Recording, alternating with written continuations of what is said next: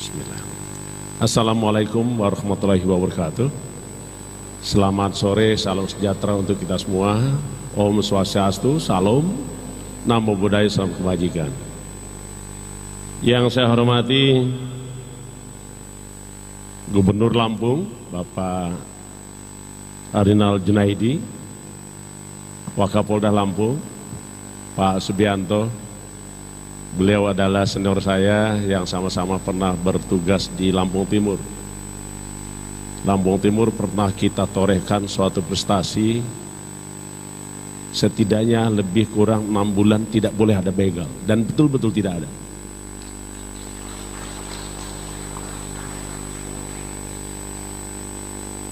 Rekan-rekan wali kota, bupati seprovinsi Lampung, para rektor yang berkenan hadir, anak muda harapan bangsa yang tergabung di dalam BEM, rekan-rekan JMSI, wabil khusus Ketua JMSI, sahabat saya Teguh Santosa. Saya sebut sahabat karena memang cukup lama kenal, tapi saya hadir bukan karena pertemanan dengan Pak Teguh Santosa, tapi saya hadir ada harapan besar dengan kehadiran JMSI di seluruh Indonesia.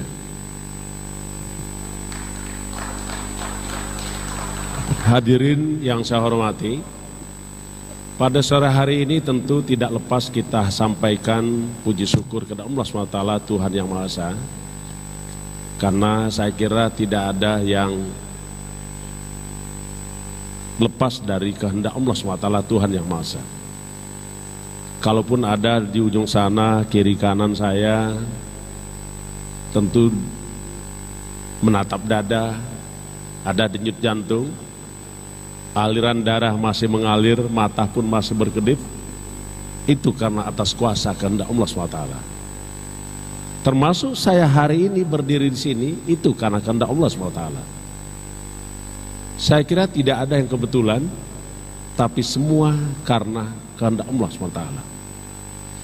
Pada sore hari ini saya diminta oleh rekan-rekan JMSI menyampaikan seputar korupsi. Namun sebelum itu saya ingin mengajak rekan-rekan semua, kita berpandangan bahwa kita adalah warga negara Kesatuan Republik Indonesia yang memiliki kebanggaan terhadap bangsanya. Tadi ada lagu Indonesia Raya, setiap saat kita ada acara selalu kita dengungkan. Salah satu bait mengatakan, bangunlah jiwanya, bangunlah badannya untuk Indonesia Raya. Kalimat tersebut mengandung makna bahwa tidak ada seorang pun yang boleh menghindar dari kewajiban membangun jiwa dan membangun badannya untuk Indonesia Raya. Apakah sudah berumur di atas 90 tahun atau dia baru mengenyam pendidikan, termasuk generasi muda, punya kewajiban untuk menjalankan bangunlah jiwanya dan bangunlah badannya untuk Indonesia Raya. Bait berikutnya disebutkan adalah merdeka, merdeka untuk Indonesia Raya. Saya kira kalimat yang sangat sederhana berbunyi merdeka itu harus dimaknai bahwa kita harus bebas dan merdeka dari segala tantangan yang kita hadapi. Kita sungguh bangga menjadi anak bangsa Indonesia karena potensi besar bangsa Indonesia kita paham, tidak kurang dari 17.504 pulau, didiami 1.331 suku bangsa, lebih dari 725 bahasa. Bahkan saat ini 277.526.219 jiwa berdiam dan hidup serta menatap masa depan kehidupannya di negara Kesatuan Republik Indonesia. Itulah yang membuat kita bangga terhadap Indonesia. Sebaran dari Sabang sampai Merauke, dari Miangas sampai Pulau Rote. Dan lebih bangga lagi kita, Allah SWT, Tuhan Yang Maha Esa, menitipkan harmonisasi, toleransi kepada bangsa Indonesia. Kalau kita lihat dalam sudut pandang saya, Ada 5 keajaiban yang dititipkan oleh Allah SWT, Tuhan Yang Maha Esa kepada kita, yang ada di dunia. Keajaiban itu mungkin tidak pernah diungkap, atau mungkin sudah ada yang mengungkap. Keajaiban yang pertama adalah negara Republik Rakyat Cina. Jumlah penduduk 1,5 miliar. Agama yang banyak dianut adalah agama Buddha. Turun berikutnya negara India, 1,39 miliar penduduknya. Terbanyak menganut agama Hindu. Berlanjut ke Amerika, agama Kristen. Terbesar kelima adalah negara Brasil, dan kita menduduki negara terbesar keempat. Dan lebih ajaib lagi, kita tidak hanya menganut satu agama, tetapi dari 5 agama yang ada kita dan 6 yang sudah diakui kita, hidup tumbuh berkembang di Indonesia. Kenapa itu terjadi? Karena para pemimpin kita memiliki semboyan yang bersama, Bhinneka Tunggal Ika, dan kita dipersatukan dalam ideologi kita, yaitu ideologi Pancasila. Perjalanan kebangsaan kita sudah tahu kita, baik sebelum kemerdekaan. Kalau kita lihat dari tahapan-tahapan, kita mengenal Budi Utomo 1908. 20 tahun kemudian muncul Sumpah Pemuda 1928. Berlanjut masa perjuangan dan masa kemerdekaan, pergolakan sampai dengan Orde Baru, dan ada sampai dengan Orde Reformasi. Saat ini Orde Reformasi sudah berjalan kurang lebih 22 tahun. Tapi maknanya adalah negara kita memang sudah memilih, para pemimpin kita sudah memilih bagaimana bisa mempersatukan anak bangsa dalam satu yang kita sebut dengan kepentingan bersama, yaitu common interest. Di mana kepentingan bersamanya? Kita lihat, kepentingan bersama ada diamankan di dalam alinea keempat pembukaan Undang Dasar Negara Indonesia tahun 1945. Di situ disebutkan melindungi segenap bangsa Indonesia dan seluruh tumpah dari Indonesia. Tugas memberikan pelindungan terhadap segenap anak bangsa dan seluruh tumpah dari Indonesia bukan hanya tugas aparat keamanan, bukan hanya tugas dari para satu lembaga, tetapi tidak ada satupun anak bangsa Indonesia yang boleh melepaskan diri dari tanggung jawab memberikan perlindungan terhadap segenap bangsa Indonesia dan seluruh tumpah dari Indonesia.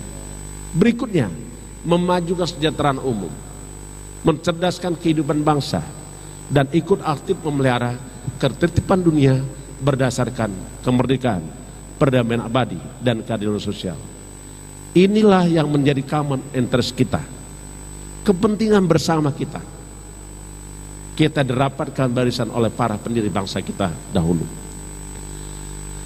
Tentu common interest kita juga paham, ini adalah kewajiban kita bersama untuk mewujudkannya. Tidak ada satupun individu yang melepaskan diri dari tujuan negara. Tidak boleh ada satu kelompok yang bisa melepaskan diri dari tanggung jawab untuk mewujudkan tujuan negara. Bapak dan ibu-ibu sekalian yang saya hormati, di samping tujuan negara yang merupakan common interest kita, tentulah juga kita menghadapi berbagai tantangan. Setidaknya dalam konsep yang saya selalu sampaikan, tantangan kebangsaan kita setidaknya ada 4 tantangan. Pertama, kita tentu berhadapan dengan isu yang disebut dengan terorisme, radikalisme, narkotika, dan tentu negara kita adalah negara kepulauan rentan dengan bencana alam. Dan baru saja seluruh dunia menghadapi bencana non alam, yaitu pandemi COVID-19. Tetapi alhamdulillah bangsa kita bisa keluar dari pandemi COVID-19. Kita paham pandemi COVID-19 merupakan krisis kesehatan, tapi kita dalam waktu 2 tahun kita bisa keluar dari krisis kesehatan. Saya ingat pernyataan pertama Presiden Republik Indonesia Insinyur Joko Widodo pada tanggal 30 Maret 2020 mengatakan pandemi COVID-19 masuk ke Indonesia. Dan itu kita bisa selesaikan di Maret 2022. Artinya genap 2 tahun kita bisa selesaikan krisis kesehatan yang diakibatkan oleh pandemi COVID-19. KPK di dalam 2 tahun menghadapi pandemi COVID-19 berperan sejak awal. Pertama saya ingin sampaikan, pemerintah agak ragu seketika melakukan pengadaan barang jasa di saat pandemi COVID-19. Alat pelindung diri terbatas, bahkan tidak ada. Kalau harus melakukan pengadaan barang jasa sesuai dengan ketentuan undang-undang, tentulah kita sudah terlampau banyak korban yang meninggal dunia. Kami KPK mengajak BPKP, mengajak LKPP merumuskan suatu ketentuan yang kita kenal pengadaan barang jasa dalam keadaan tertentu dan khusus. Dan kami sendiri membuat surat edaran kepada gubernur, kementerian, bupati, wali kota tentang pengadaan barang jasa dalam keadaan tertentu, khususnya pandemi COVID-19. Itulah kira-kira yang kita sampaikan. Di samping itu kami juga melakukan kajian terkait bagaimana kita bisa mensosialisasikan setidaknya 9 program prioritas pemerintah dalam rangka penanganan pandemi COVID-19 dan pemulihan ekonomi nasional 2020 sampai dengan 2022. Itu yang kami sampaikan.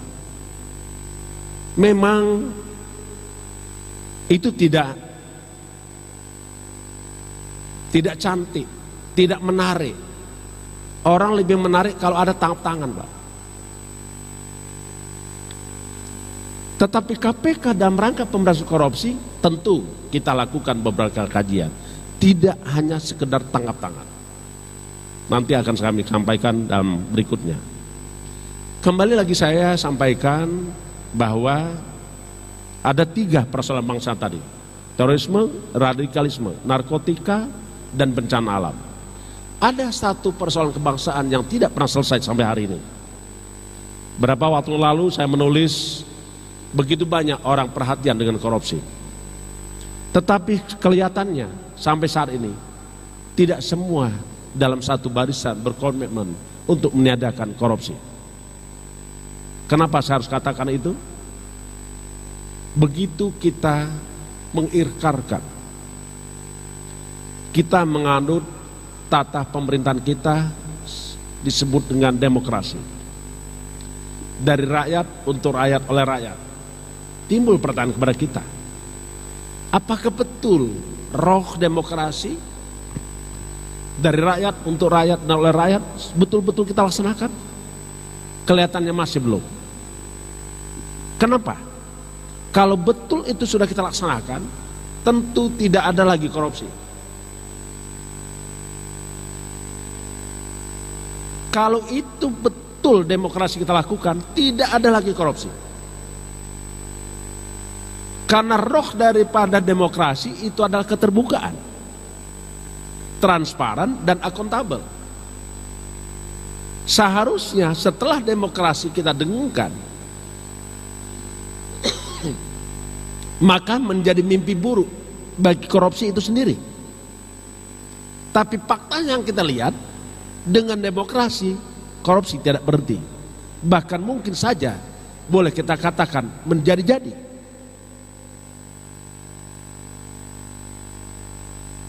Ini menjadi PR kita bersama. Karena itu saya pada kesempatan ini saya ingin mengajak kepada rekan-rekan semua. Kita melihat korupsi ini adalah bukan hanya tindak pidana korupsi sebagaimana dimaksud dalam undang-undang nomor 31 tahun 99, Yonto Undang-Undang nomor 20 tahun 2001. Bukan hanya itu. Tetapi jauh dari itu, tindak pidana korupsi adalah tindak pidana yang luar biasa. Bahkan merampas hak asasi manusia. Makanya saya katakan, di samping kejahatan korupsi merugikan keuangan negara, merugikan perekonomian negara, dia juga adalah merupakan kejahatan kemanusiaan. Saya selalu katakan, corruption is a crime against humanity. Latar belakang saya mencetuskan bahwa korupsi adalah kejahatan yang melawan kemanusiaan, Bapak dan Ibu-ibu sekalian bisa melihat kenyataannya. Jikalau korupsi itu ada, maka setidaknya hak-hak rakyat pasti dikurangi.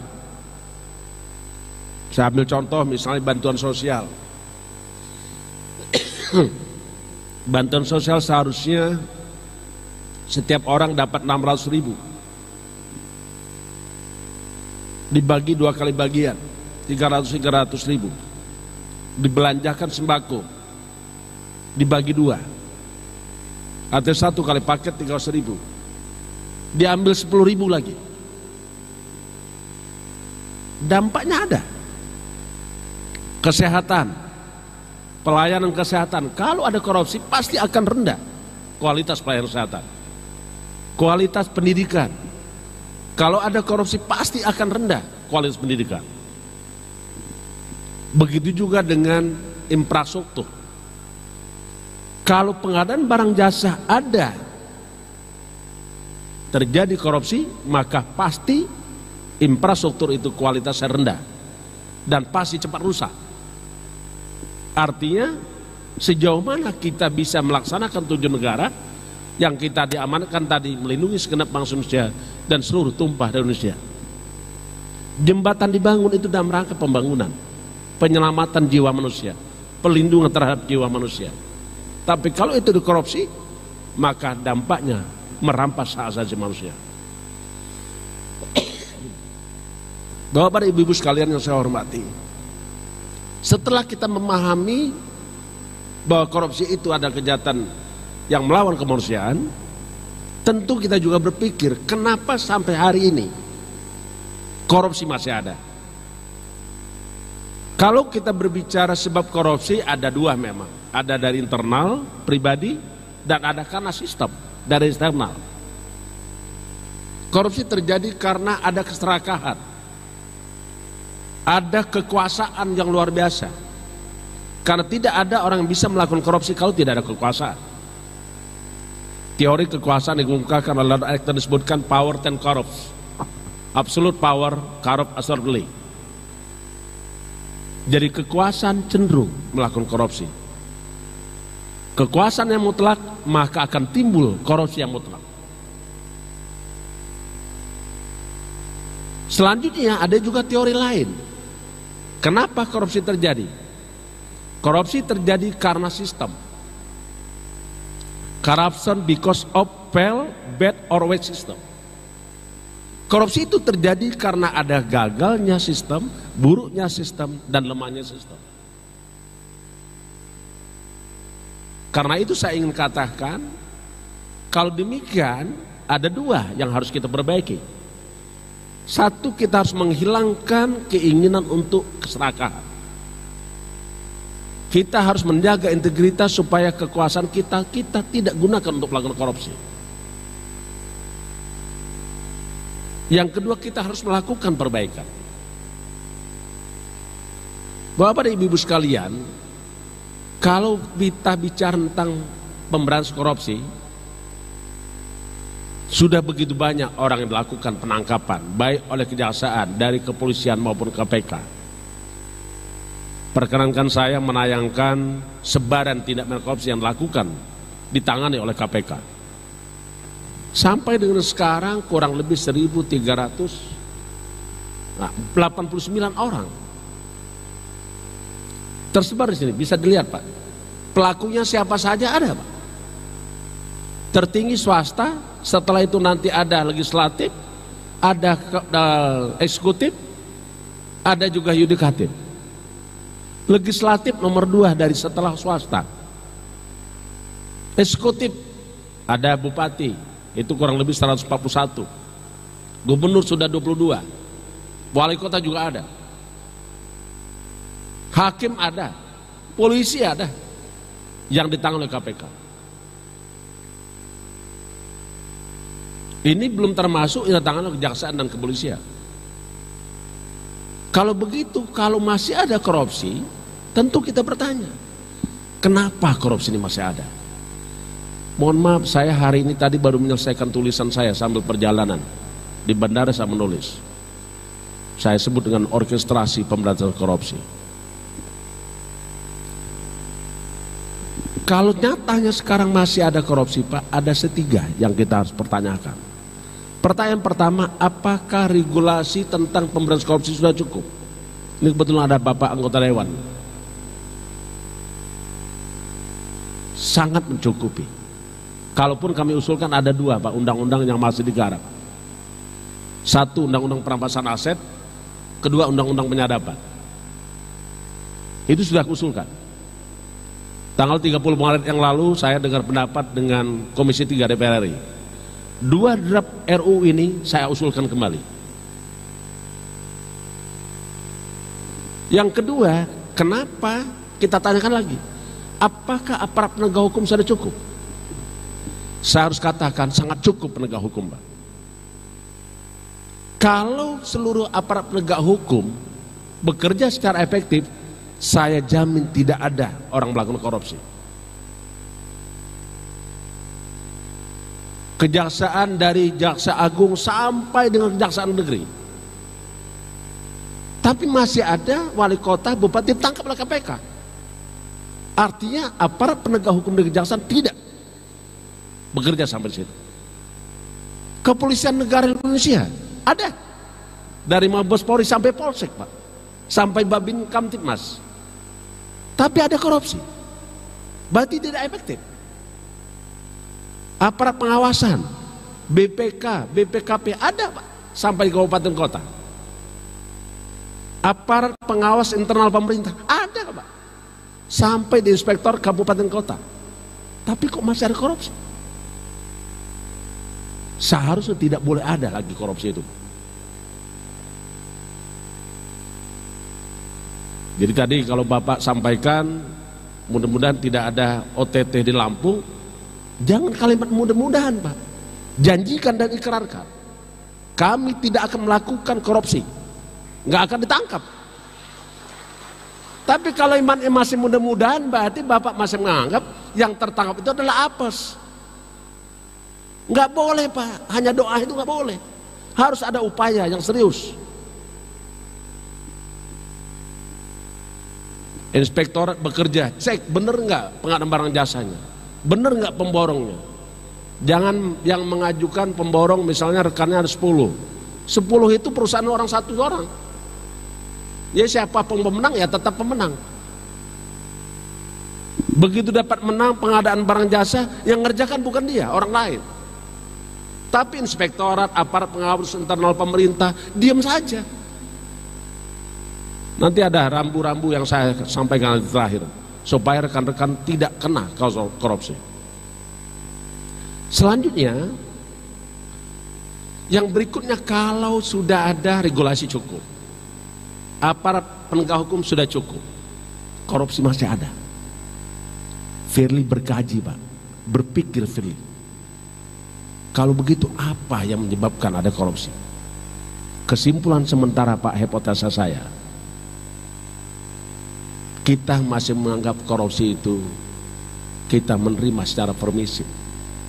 Bahkan ada yang mengatakan, itu budaya upeti. Kepala dinas store sama bupati store kemana lagi? Mau dapat proyek DPR nggak mau ketok, kalau seandainya tidak ada uang ketok palu. Enggak, ini real, Pak. Ini cerita real, ini bukan bohongan, bukan karangan. Kepala dinas diganti kalau nggak bisa memberikan sesuatu kepada bupati atau gubernur. Jadi kalau itu yang terjadi, kapan kita berhenti? Kalau itu masih ada, maka siap-siaplah bupati, wali kota, kepala dinas, gubernur nunggu giliran ditangkap. Ini sebenarnya bukan tepuk tangan, Pak. Seharusnya Bapak jangan tepuk tangan itu, Pak. Bapak sedih.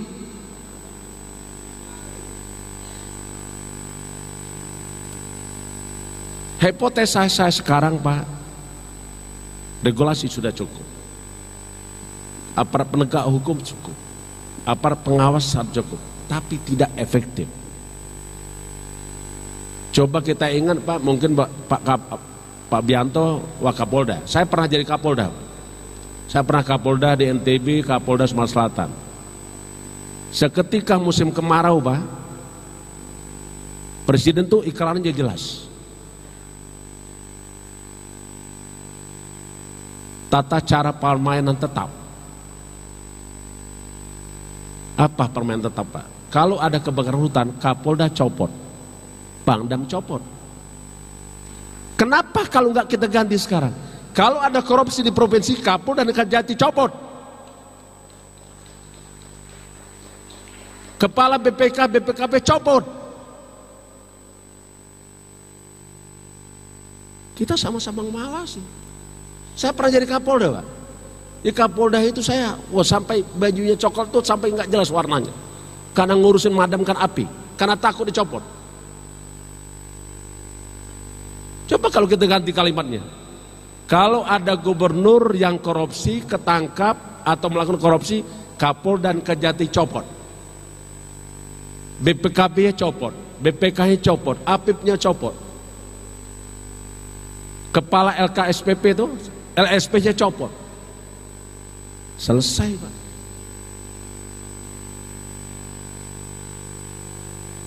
Karena itu, Pak, saya menawarkan dalam program kami yang kita sebut dengan membangun budaya anti korupsi. Karena kalau budaya anti korupsi ini sudah menjadi suatu peradaban, maka tentulah tidak akan ada lagi korupsi. Caranya kita melakukan program, ada 3 cara KPK melakukan pemberantasan korupsi. Yang pertama, KPK melakukan pendidikan masyarakat. Dengan cara apa? Kita bekerja sama dengan jejaring pendidikan. Kita bekerja sama dengan aparat penegak hukum, penyelenggara negara, calon penyelenggara negara, legislatif, calon legislatif.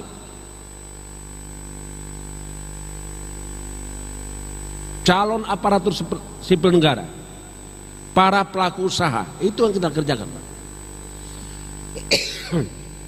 Bahkan kami tahun 2022 ini, Pak, program prioritas pertama adalah pendidikan politik cerdas dan berintegritas. Beberapa waktu lalu saya launching kick off pendidikan politik cerdas dan berintegritas yang akan melibatkan seluruh partai politik. Sekarang ada 20 partai politik yang terdaftar di KPU. Nanti tanggal 18 Mei kita akan undang pimpinan partai politik, bendahara, sekjen. Kita ajak untuk mengikuti pendidikan politik cerdas dan berintegritas. Setelah itu kita bikin partai integritas. Selanjutnya nanti kita akan lakukan juga pendidikan terhadap penyelenggara pemilu, KPU dan Bawaslu. Seluruh kader partai politik, setiap parpol kita ikuti. Udah ada jadwalnya, Pak. 20 partai politik sudah kita jadwal. Mulai dari partai politik kita berdasarkan abjad, Pak. Lengkap dengan calon kader. Kenapa partai politik menjadi penting bagi kami, Pak? Mungkin bagi kita semua. Karena partai politik itu sangat luar biasa. Kalau boleh saya katakan, partai politik itu merupakan pohon kekuasaan. Kalimat pohon kekuasaan karena memang mereka memiliki kekuasaan luar biasa. Rasa-rasanya tidak ada seorang pun yang bisa jadi anggota legislatif tanpa partai politik, kecuali DPD. Tidak ada orang bisa jadi gubernur, bupati, wali kota tanpa partai politik. Tidak ada juga orang yang bisa jadi presiden tanpa partai politik. Itu pertama. Yang kedua, partai politik itu menentukan masa depan bangsa kita. Karena partai politik melalui perwakilannya menyusun regulasi. Baik itu amandemen Undang-Undang Dasar, itu partai politik. Undang-undang, peraturan pemerintah, peraturan daerah, kepala daerah, peraturan bupati, peraturan gubernur melalui proses partai politik, melalui perwakilan. Itulah yang menjadi perhatian kita, bagaimana kita mengajak, dan partai politik harus kita jaga integritasnya supaya tidak terjebak, supaya tidak tersangkut dengan praktek-praktek korupsi. Dan dalam menyusun regulasi yang disusun tidak ramah dengan korupsi. Mohon maaf Pak, kadang-kadang peraturan yang dibuat masih ada celah supaya bisa korupsi. Bapak dan ibu-ibu sekalian yang saya hormati, itu yang pertama. Yang kedua, pencegahan. Sebagaimana tadi yang saya sampaikan bahwa korupsi itu disebabkan karena sistem. Gagalnya sistem, buruknya sistem, lemahnya sistem. Corruption because of failed, bad or weak system. Karena itu KPK melakukan pencegahan dengan cara perbaikan sistem.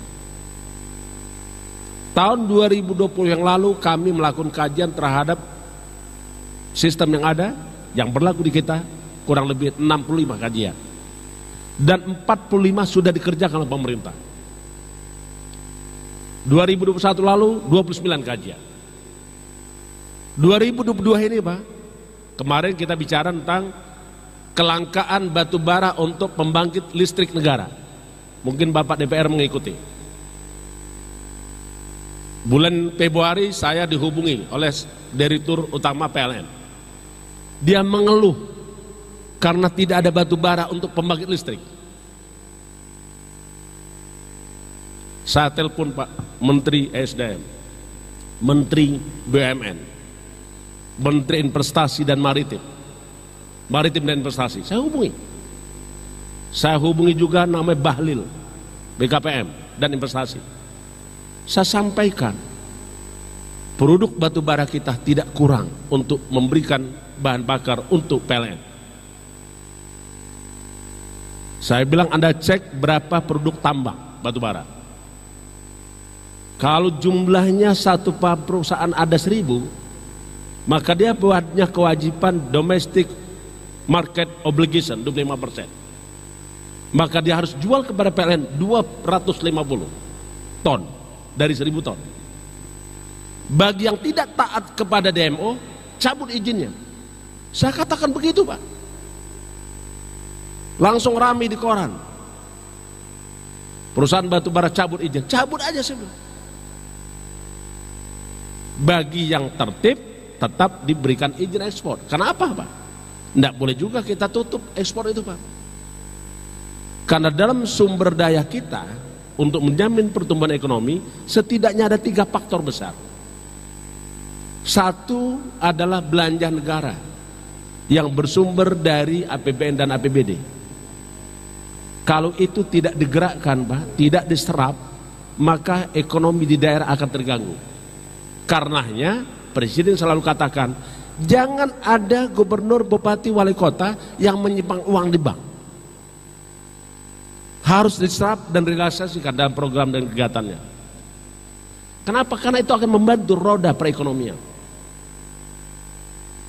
Faktor yang kedua terhadap pertumbuhan ekonomi Pak adalah belanja konsumsi masyarakat. Kalau aktivitas perusahaan, aktivitas ekonomi tidak ada, maka tentulah belanja konsumsi masyarakat akan turun. Yang ketiga yang berpengaruh Pak adalah terkait dengan investasi. Dalam kondisi pandemi kemarin kelihatannya sulit orang untuk memenuhi investasi karena semua akan menghadapi bagaimana keluar daripada pandemi COVID-19. Harapan berikutnya Pak adalah ekspor. Devisa yang didapat oleh negara kita melalui ekspor. Jadi saya tidak yakin kalau seandainya ekspor itu harus kita hentikan. Kita atur Pak, kita buat sistem bagaimana supaya PLN kebutuhan negeri terpenuhi, tapi ekspor tetap berjalan. Kita bangunlah sistem yang disebut Simbara. Itu KPK, Pak. Tapi kan saya kan kerja, Pak, bukan koar-koar. Simbara sistem mineral batu bara. Berapa yang ditambang, berapa yang dijual, berapa persen yang untuk dalam negeri. Kita juga bangun untuk mengatasi keterlangkaan dan ketidaktersediaan. Kita ingin menjamin ketahanan pangan dan kecukupan tahan pangan. Dengan cara adalah yang disebut SNANG. SNANG itu sistem nasional neraca komoditas. Saya 9 Maret, Pak, sebelum rame-rame minyak goreng langka, saya telepon Pak Erlangga, Menko Ekonomi. Saya bilang, Pak Menko, boleh nggak kalau hari ini kita rapat? 9 Maret. Tempatnya di Bapak, saya bilang. Saya akan hadir, saya ingin bicara tentang minyak goreng. Kenapa langka? Tapi saya minta semua menteri di bidang perekonomian hadir. Hadir, Pak. Itu Kakanda yang Wong Badrajo. Ketua KPK itu yang digawikan banyak, Pak, bukan cuma satu. Bicara kita di situ, Pak. Apa solusinya? Saya bilang semua kebutuhan bahan pokok dan hortikultura harus masuk dalam sistem nasional neraca komoditas. Kenapa itu, Pak? Saya tadi bilang waktu di ruang transit, produk sawit kita itu 50 juta ton, Pak. Kita butuh untuk kebutuhan minyak dan lain-lain dalam negeri itu 10 juta ton. Artinya sangat cukup dan tidak boleh ada langka dalam teori. Tetapi kenapa faktor langka? Di sinilah perlu pengaturan. Berapa yang harus diekspor, berapa untuk kebutuhan dalam negeri. Dan tentu juga margin harga harus diatur. Tidak bisa kita ubah seketika kebijakan harga. Karena kalau kita robah sedikit saja, walaupun hanya sekian rupiah, itu akan terganggu. Harga pasar misalnya 18.000, kita turunkan jadi 14.000, bubar, Pak. Orang nahan semua.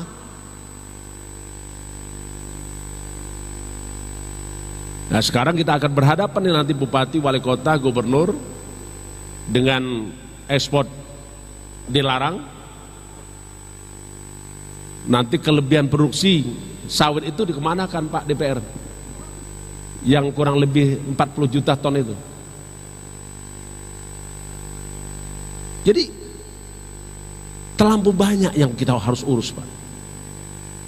Tapi selaku anak bangsa, kita tidak pernah lelah, Pak, untuk mengabdi kepada negeri ini.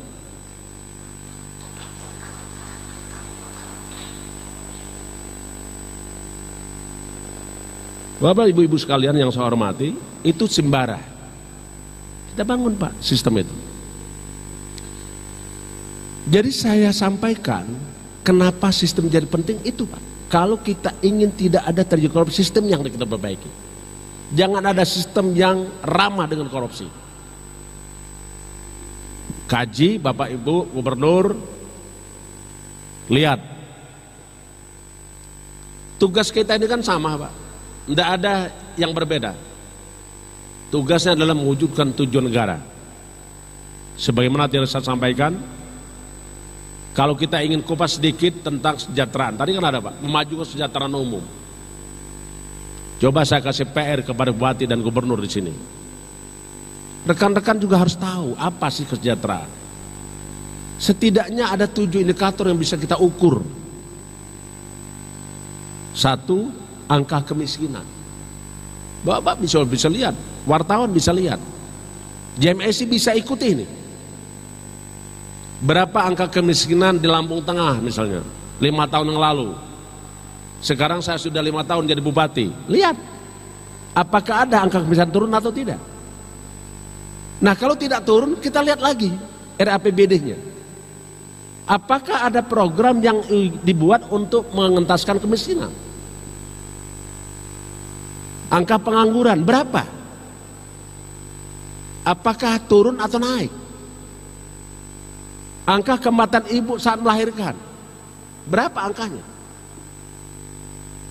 Angka kematian bayi, pendapatan per kapita per tahun penduduk kita di wilayah kita saja, kabupaten kota mana, bisa dilihat. Terus kita lihat lagi berapa indeks pembangunan manusia kita, berapa Gini rasionya kita dari skala 0 sampai 1, itu bisa dilihat. Jadi Bapak, Ibu Bupati, Wali Kota pulang dari sini ajak DPR ngomong. Coba kita lihat dulu 7 indikator kesehatan ini. Coba kita ambil salah satu contoh. Ada salah satu contoh provinsi mana? Kita bandingkan nasional berapa, Bali mungkin terakhir saya bicara di Bali. Nah ini aja dulu. Yang barusan tadi. Jadi kita lihat angka kemiskinan nasional berapa, provinsi berapa, angka pengangguran nasional berapa, provinsi berapa, dan berapa target yang akan dicapai. Saya ingin menurunkan angka kemiskinan tahun depan sekian persen, atau selama 5 tahun saya menjabat gubernur, angka kemiskinan harus turun 2% selama 5 tahun. Artinya setiap tahun 2/5. Bisa Pak, tapi DPR juga ikut. Kalau DPR nggak ikut, repot gubernur sama bupati wali kotanya. Kenapa? Karena ada ketok palu. Loh ini benar nih Pak. Jadi harus seiring sejalan. Kalau enggak lari kemana-mana Pak. Dan kita sudah punya namanya rencana pembangunan jangka panjang nasional, punya rencana pembangunan jangka menengah nasional. Itu diturunkan oleh gubernur. Bupati juga ikut RPJM nasional bagaimana, gubernur bagaimana, oh bupati bagaimana. Bukan membangun menggunakan selera dari dapil. Kalau membangun dan membuat RPBD dari dapil, rusak kita. Nggak sampai nanti sasaran ini. Nah ini contoh nih Pak. Nah ini Bali nih Pak. Kenapa saya ambil Bali? Bali yang terbagus. Angkanya rata-rata dia lebih baik daripada nasional. Tolong gubernur, bupati, wali kota bisa dilihat itu. Bapak dan ibu-ibu sekalian yang saya hormati, KPK tadi ada program pendidikan masyarakat, pencegahan dan penindakan.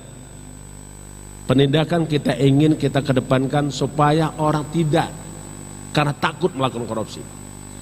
Seharusnya tidak cukup kalau hanya dengan takut. Kesadaran tidak ingin melakukan korupsi. Karena berapa kali kita tangkap nggak berhenti Pak. Ada suatu daerah itu berulang-ulang kita tangkapin. Ada satu wilayah, satu kabupaten 3 kali kita tangkap bupatinya, nggak berhenti juga. Ya di Palembang, di Lampung, di daerah lain, Jawa Barat, ada sebarannya colen. Ini kita lihat ya secara nasional sebaran perkara korupsi yang ditangani oleh KPK di seluruh Indonesia. Ya. Ini nomor 1 itu kelihatan di situ Pak. Silakan Bapak baca sendiri. Provinsi mana itu? Lampung kira-kira di mana ini Lampung ini? Lampung itu ada tuh. 1, 2, 3, 4, 5, 6, 7. Nah itu Pak. Itu ada Lampung Pak. Ya. Jawa Barat, Jawa Timur, Sumatera Utara, DKI Jakarta, Riau, Kepri, Sumatera Selatan, Jawa Tengah, Lampung. 1, 2, 3, 4, 5, 6, 7, 8. Ya. Ini PR Pak.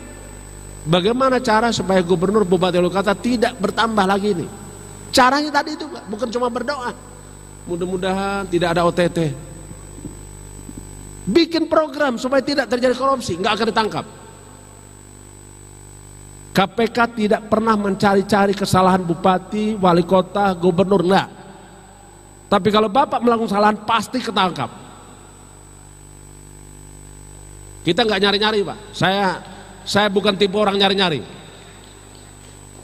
Ya misalnya nungguin gitu kan, karena nggak suka dengan orang, tugaskan anggota untuk ngintip dari itu kemana-mana kan. Cuma nggak ke kamar mandi aja nggak diikuti gitu kan. Kita tidak begitu Pak. Tetapi karena gampang Pak ngikuti, karena korupsi itu bukan misterius. Satu kabupaten punya paket 100, bisa kita lihat Pak. Tahap pengadaan barangnya bagaimana, lelangnya bagaimana, masa sanggahnya bagaimana, masa penetapan pemenang gimana, yang mengerjakan siapa, bisa dilihat. Bukan misterius itu korupsi itu. Rakyat bisa mencegah dan rekan-rekan media bisa mencegah. Saya apresiasi setiap ada kegiatan media saya hadir. Karena saya menganggap bahwa media ini, kita beruntung Pak sekarang sudah memiliki kebebasan. Ya, media kita ini saya sangat menghargai karena sudah sangat merdeka. Kenapa media menjadi berkah dan tumbuh menjamur? Ini karena kita alam keterbukaan. Dulu Pak tidak ada itu orang mendengar cerita rakyat. Suaranya pun kadang-kadang sudah nyaring tapi tidak terdengar. Sekarang Pak, rakyat boleh bernyanyi dengan suaranya masing-masing. Termasuk hari ini tadi saya sampai kepada gubernur. Ada baleho saya kata di daerah bandara situ. Yang masang siapa? Bukan Firly yang pasang. Dan saya tidak tahu apa-apa itu. Tetapi itulah cara rakyat menyampaikan suaranya, menyampaikan pendapatnya. Kebebasan berserikat, kebebasan menyampaikan pendapat dijamin dalam Undang-Undang Dasar Negara Indonesia tahun 1945 pasal 28. Jelas. Dijamin juga dalam Undang-Undang 28 tahun 99 tentang penyampaian pendapat di muka umum. Ada Pak, ulangi, Undang-Undang nomor 9 tahun 98 tentang penyampaian pendapat di umum. Boleh Pak. Nah, media juga berperan di situ Pak. Media sosial berkembang karena media mainstream tidak merdeka lagi. Kenapa saya bilang begitu? Pak Teguh Santosa, kenapa media sosial berkembang? Karena media mainstream tidak merdeka lagi. Karena media mainstream sekarang ada satu yang disebut dengan adigium kita.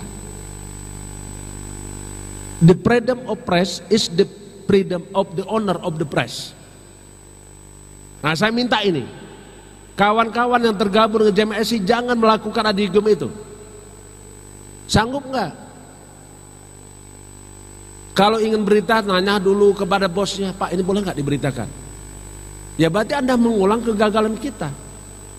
Dan kita berarti kita menerima the freedom of the press is the freedom of the owner of the press. Jadi kebebasan media adalah kebebasan daripada pemilik media. Dia mau beritakan apa sesuai dengan ownernya, pesannya apa. Ini nggak boleh terjadi Pak. Kalau Bapak ingin menjadi media yang berintegritas, merdeka, tapi tetap dalam koridor, saya ingin katakan peran media itu luar biasa Pak. Dia di samping menyebarkan dan mendistribusikan informasi, dia juga ikut di dalam mewujudkan tujuan negara. Misalnya melindungi segenap bangsa Indonesia dan seluruh tumpah Indonesia. Di mana peran media? Kalau media hanya suka membuat provokasi, maka tentulah melindungi segenap bangsa dan seluruh tumpah Indonesia tidak bisa terwujud. Contoh, saya pernah lama dinas di Lampung Pak. Pernah dinas di Lampung Timur. Tidak ada berita disebut dengan suku dan ras. Tidak boleh loh saya. Kalau dikatakan Pak, apa betul Pak ada orang yang dibakar dulu ya, Pak Dianto ya? Ada satu hari kejadian Pak, di TKP 1, 3 orang yang dibakar. Saya bilang betul telah terjadi dan ditemukan 3 orang yang meninggal dunia dalam keadaan terbakar. Coba kalimatnya. betul kami temukan ada 3 orang meninggal dunia dalam keadaan terbakar. Saya tidak pernah menyebut itu dibakar. Karena begitu saya sebut dibakar, pasti ditanya siapa yang membakar. Begitu lanjut lagi, suku apa yang membakar. Karenanya saya minta 7 negara sebenarnya bisa juga diwujudkan oleh rekan-rekan media. Tidak provokasi, tidak hoax. Selanjutnya peran media itu juga dia adalah bagian daripada menanamkan nilai-nilai. Nilai-nilai, kalau yang saya berharap dia menebarkan nilai-nilai integritas, nilai-nilai anti korupsi, nilai-nilai persahabatan, nilai-nilai menghargai dan toleransi. Kenapa? Seketika kita tebar nilai kebaikan, maka akan muncul karakter yang baik. Nilai yang baik menimbulkan karakter yang baik. Karakter yang baik akan berpengaruh dengan budaya yang baik. Budaya yang baik akan berpengaruh terhadap peradaban yang baik. Kalau boleh saya kecilkan lagi di dalam korupsi, nilai anti korupsi akan menentukan karakter orang anti korupsi. Karakter anti korupsi akan terbangun budaya anti korupsi. Budaya anti korupsi akan berkembang menjadi peradaban anti korupsi. Yang selanjutnya, peran media juga adalah dia tidak hanya sekedar pemberian informasi, tapi dia juga menentukan terwujud atau tidaknya 7 negara. Salah satunya adalah mencerdaskan kehidupan bangsa. Karena itu saya titip kepada rekan-rekan yang ada di JMSI supaya mengemban fungsi dan peran mencerdaskan kehidupan bangsa. Yang terakhir, masa depan kita yang menentukan. Masa depan Lampung kita yang menentukan. Rakyat Lampung menentukan. Masa depan JMSI juga JMSI yang menentukan. Ada satu kalimat disebutkan, the future is depend on what we do at present. Mahatma Gandhi mengatakan, masa depanmu sangat tergantung dengan apa yang kau lakukan. Saya hari ini berbicara di Lampung. Saya menganggap semua orang yang saya temui adalah orang baik. Karena sesungguhnya dunia ini memang diciptakan dan diisi oleh orang baik. Kalaupun Bapak tidak menemukan orang baik, maka jadilah Bapak satu-satunya sebagai orang baik. This world is full of good people. If you cannot find one, be one please. Tanamkan kepada kita semua. Dunia ini memang diciptakan oleh Tuhan untuk diisi orang baik. Jikalau tidak menemukan seorang baik, maka Anda jadilah satu-satunya sebagai orang baik.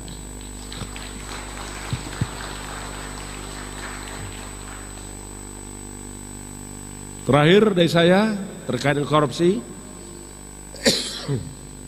KPK sungguh memahami bahwa pemberantasan korupsi tidak bisa dilakukan oleh suatu lembaga, tidak bisa dilakukan oleh satu orang. Karena KPK, saya tanggal 9 Desember 2021 yang lalu di depan Presiden saya sampaikan, kita harus bangun yang disebut dengan orkestrasi pemberantasan korupsi, dan Presiden adalah dirijennya. Yang saya maksud orkestrasi pemberantasan korupsi, saya terilhami dengan pertunjukan musik dan lagu. Karena tidak akan pernah kita dengar lagu dan musik yang indah apabila pemain musik itu sendiri tidak dalam satu nada yang sesuai dengan pitur-pitur musik itu sendiri.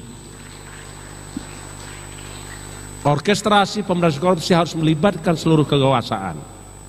Kamar kekuasaan legislatif harus bebas dari korupsi. Kamar kekuasaan eksekutif harus bebas dari korupsi.